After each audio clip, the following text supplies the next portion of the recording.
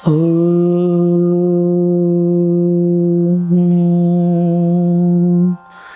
यं ब्रह्मा वरुणेन्द्र रुद्रमरुतः स्तुन्वन्ति देवैस्तवे वेदे साङ्गबद्धक्रमो वनिषदे गायन्ति यं सामगा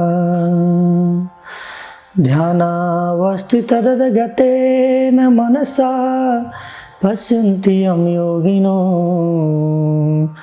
यस्यान्तं न विदुः सुरासुरगणा देवाय तस्मै नमः।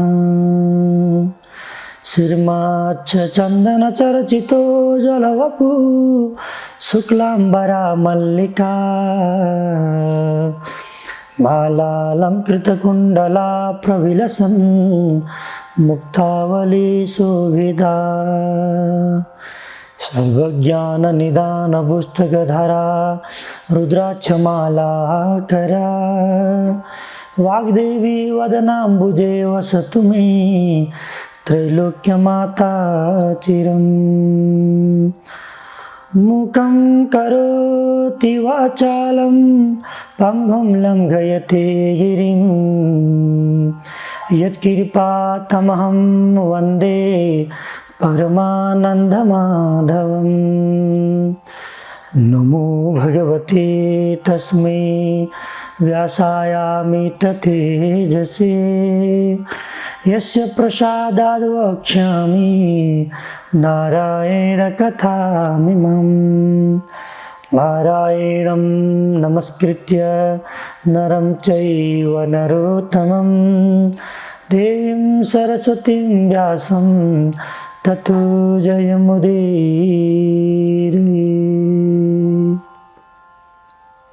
पुष्पाञ्जलिं समर्पयामि भगवते देव्यै नमः। अतः द्वादशोऽध्यायः।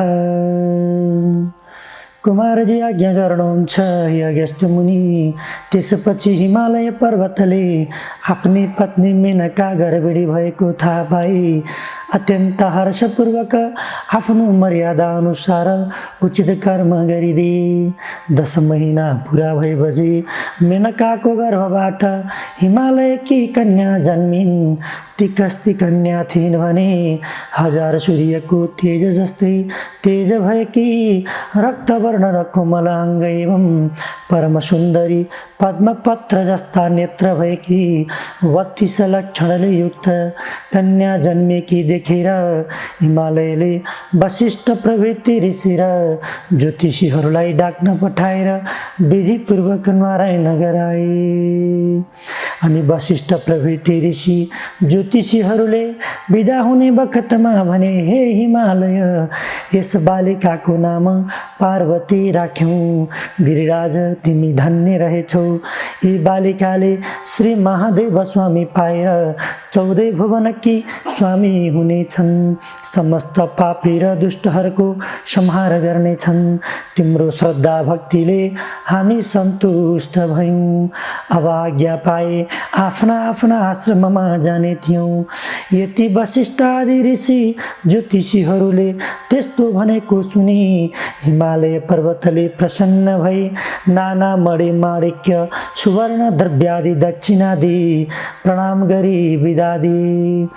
अनि समस्त आगन्तुक र वशिष्ठ प्रभृति ऋषि ज्योतिषी आफ्ना आफ्ना आश्रममा गए। त्यसपछि पार्वती शुक्ल पक्षका चन्द्रमा झै दिनदिनै बढेर ठुली भइन्। तिनी खेल्दा पनि शिव पूजा गरेर नै खेल्दथिन्। यस्ता प्रकारले बाल अवस्थादेखि शिवको भक्तिमा चित्त लगाइरहेकी थिइन्। एक दिन नारद मुनिले विष्णु भगवान कहाँ गएर भने, हे वैकुण्ठनाथ, हिमालयकी कन्या पार्वती सबै तरहले तिम्रो योग्य छन्। कस्ती भने लक्ष्मी भन्दा पनि सुन्दरी 32 लक्षणले युक्त भएकी ती कन्यासँग तिमी विवाह गर।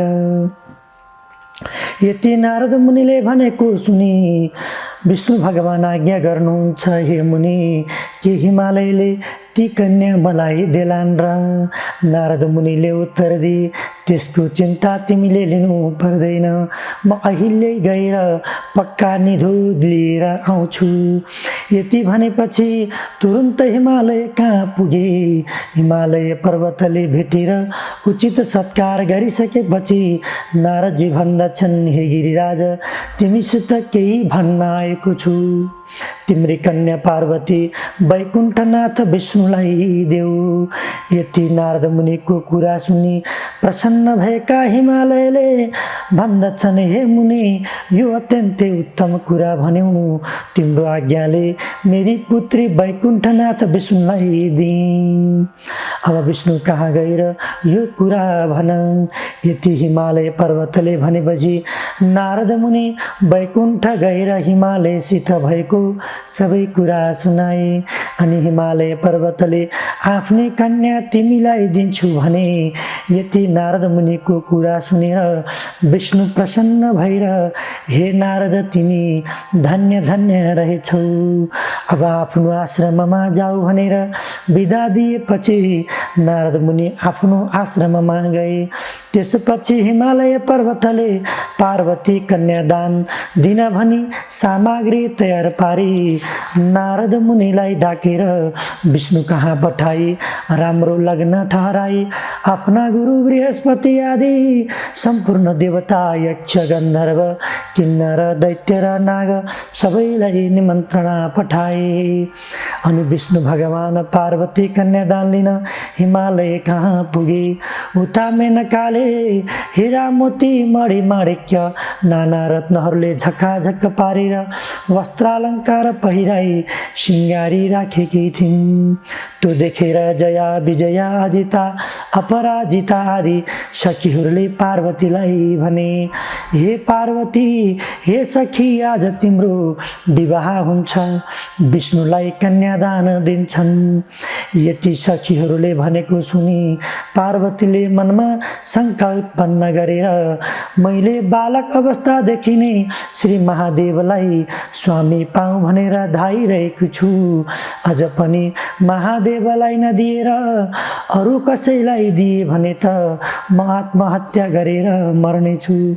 तिनको कुरा सुनेर सखीहरूले भने, हे पार्वती, त्यसो भने तिमी यहाँ नबस, हामी कसैले पनि नदेख्ने स्थानमा लुकाएर आउँछौँ, लौ हिँड। यति सखीहरूले भनेको सुने, हे सखी हो, जसो गर्ने हो गर, म केही जान्दिनँ भनिन्। त्यसपछि सखीहरूले नदी तटको वनमा लगेर पार्वतीलाई कसैले नदेख्ने एकान्त ठाउँमा लुकाएर आए। त्यसपछि हिमालय पर्वतले आफ्ना गुरु बृहस्पतिलाई यज्ञमा बसाली सारा विधि गरिसकेर कन्यादान दिन पार्वतीलाई लिन पठाए। तर घरमा देखेनन् र यताउता सबै खोज्न लगाए, कहीँ पनि पाउन सकेनन्।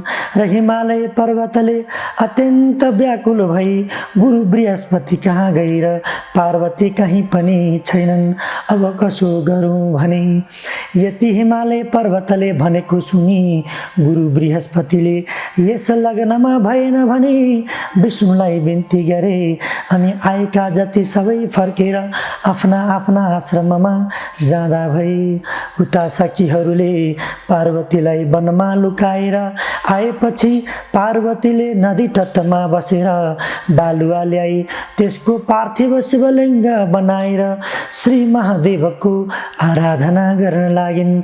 उसै बेला दुई दैत्य प्रघोष र दमघोष आएर पार्वतीको सौन्दर्यमा लोभिएर अनेक प्रकारका नराम्रा चेष्टा देखाउन लागे।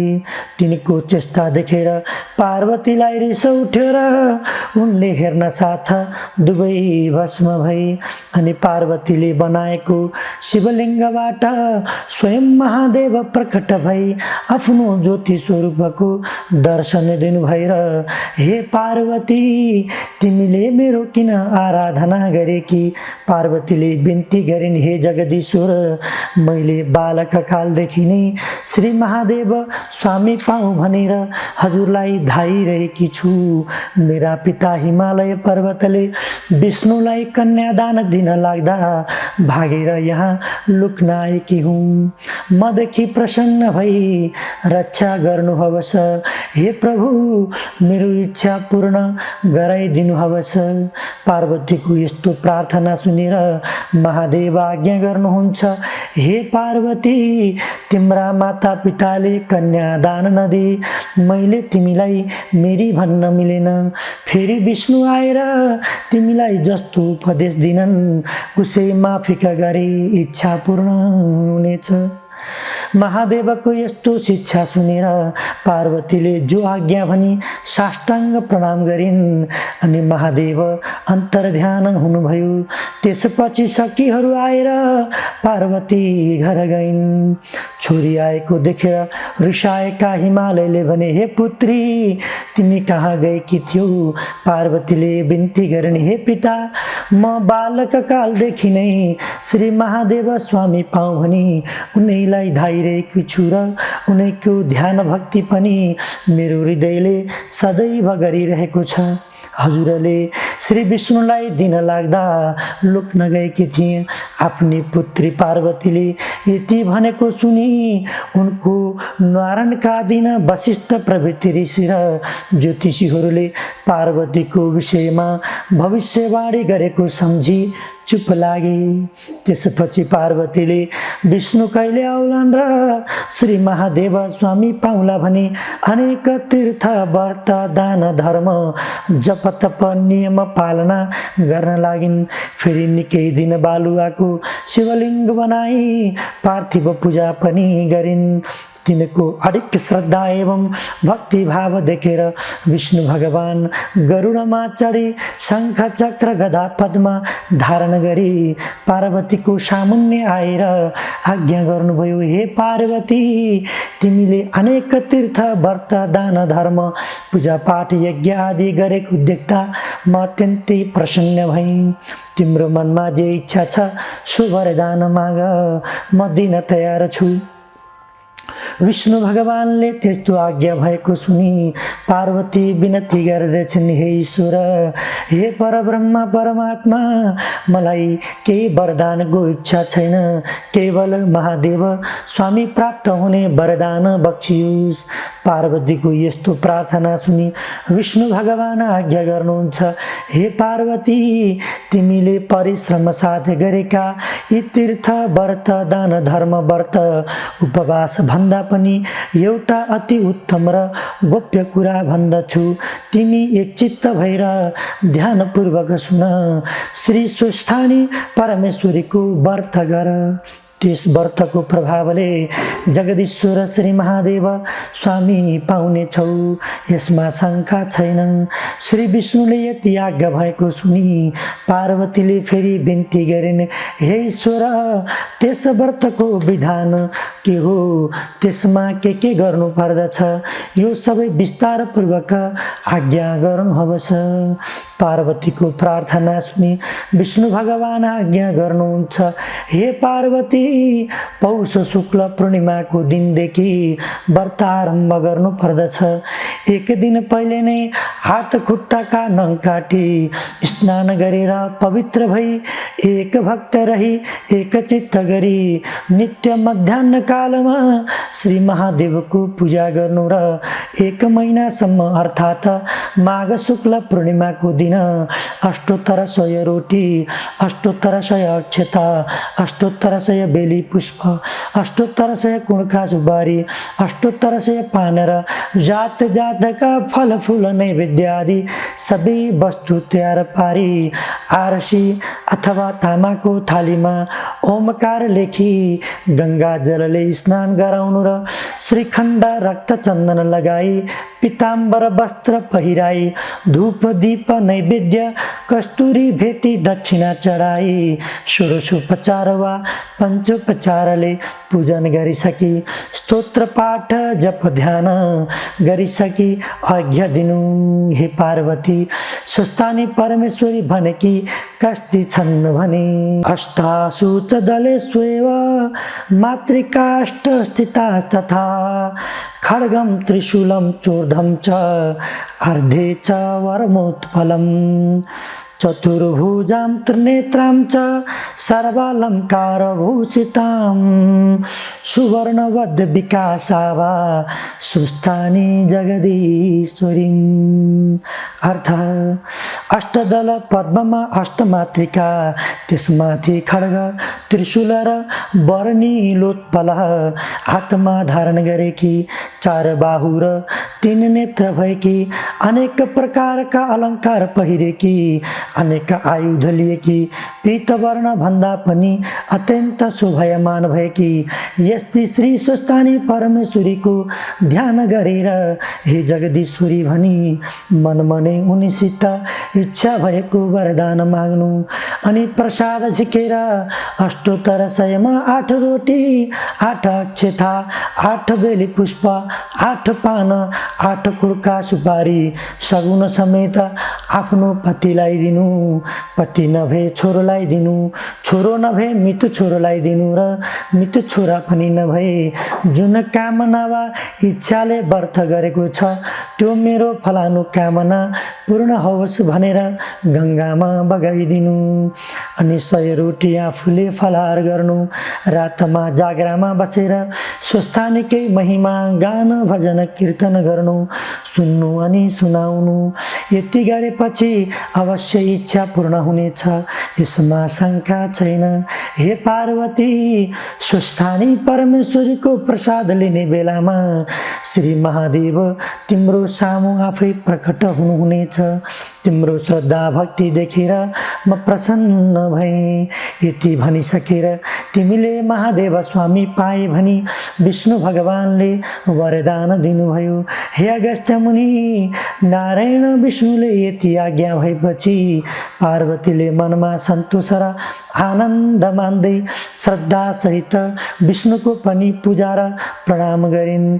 तिनको पूजा गरिसकेपछि विष्णु भगवान विदा भएर गरुडमा चढी त्यहाँबाट अन्तर्ध्यान भई वैकुण्ठ धाममा जाँदा भए। जय जय श्री स्कन्द पुराणे केदार खण्डे माघ महात्म्य कुमार अगस्त्य संवादे श्री स्वस्थानी परमेश्वर्या व्रत कथायां श्री विष्णु स्वस्थानी व्रतोपदेश वर्णन नाम द्वादशोत्सवः।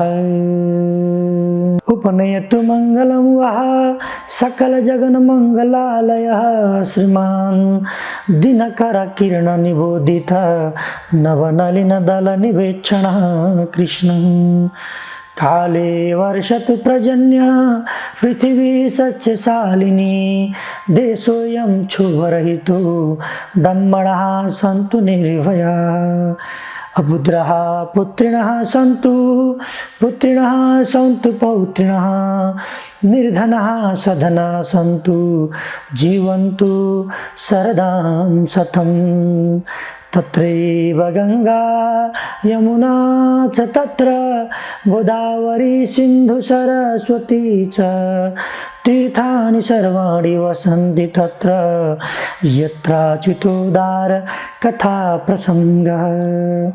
या कुन्देन्दु तुषारहार धवला या शूरवस्त्रावृता या वीणावरदण्ड मण्डितकरा या श्वेत पद्मासना या ब्रह्माच्युत शंकर प्रभृतिभिर् देवैः सदा वन्दिता सा मां पातु सरस्वती भगवती निशेषजाड्यापहा। कायेन वाचा मनसीन्द्रियर्वा बुद्ध्यात्मना वा प्रकृतिस्वभावात् करोमि यद्यद् सकलं परस्मै नारायणायेति समर्पयेतद् नारायणायेति समर्पयेतद्।